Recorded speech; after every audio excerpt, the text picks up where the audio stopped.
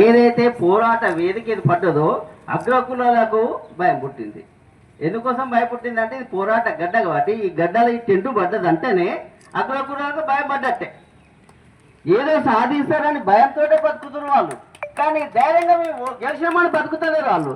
కాబట్టి ఈ ఈ వేదిక నుంచి నాకు న్యాయ బ్రాహ్మణ సొసైటీ నుంచి వచ్చినాం కాబట్టి నేను రాజ్యాంగ పరమైన పోరాట వీరులు నాకు న్యాయ బ్రాహ్మణ కులాలతో చైతన్యవంతం చేస్తున్నా.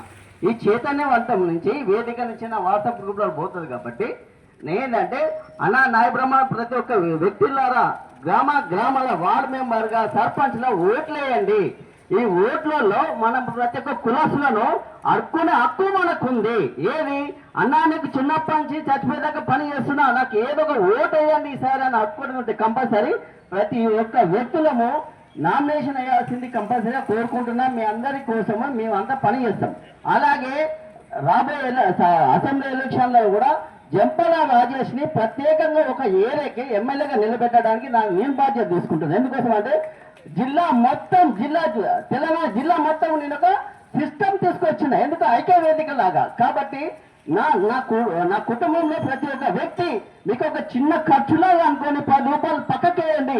ఆ 10 రూపాయలతోటి ఒక అసెంబ్లీలో ఒక ఎమ్మెల్యేని గెలిపించుకోవడానికి పనికొస్తాయి. అదే జంపల రాజేష్ అని మనం గెలిపించుకునే విధంగా మనం పనిచేస్తామని మీ అందరికీ ఈ వేదిక నుంచి అందరికి కోరుకుంటున్నా.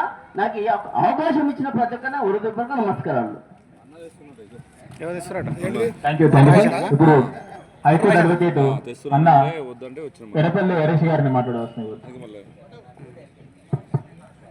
జై బీసీ ఐక్యత.